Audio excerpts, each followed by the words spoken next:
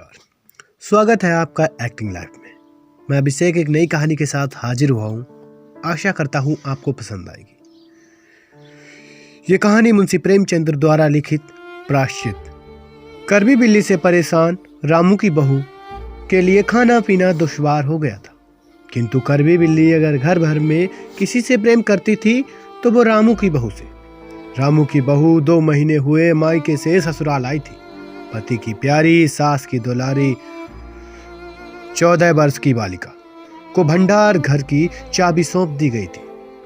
परिपक्वता के अभाव में वह सावधान नहीं रहती। करबी बिल्ली की बहू की असावधानी का लाभ उठाकर दूध, घी, मक्खन प्रतिदिन चाट जाती थी।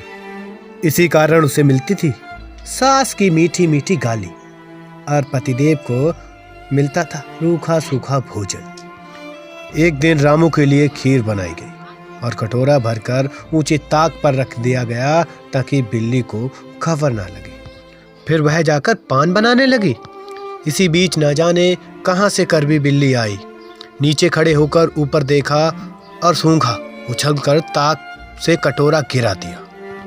रामू की बहू आई तो देखा कि फूल का कटोरा टुकड़े टुकड़े और फर्श पर पड़ा। बिल्ली खीर उठा रही है। उसे देखकर बिल्ली चंपत हो गई। उसी दिन से रामू की बहू करबी की हत्या पर कमर कस ली।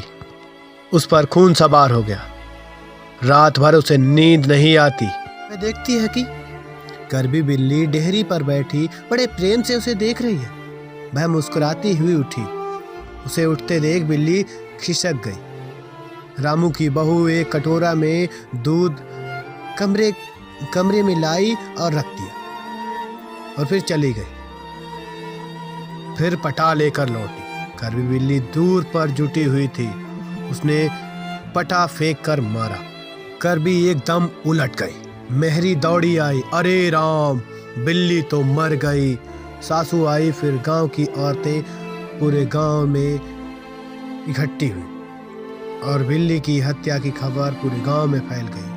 पंडित परम सुख बुलाए गए। उन्होंने कहा कि बिल्ली की हत्या ऐसा वैसा पाप नहीं, रामू की मां बहू के लिए कुंभी पाप नरक है। बहुत मिन्नत के बाद पंडित जी ने कहा कि प्रायश्चित के लिए 11 तोला सोना निकालो।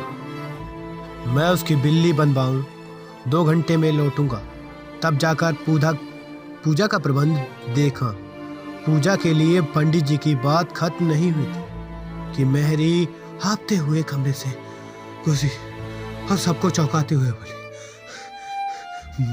माँ जी, बिल्ली तो उठकर भाग गई।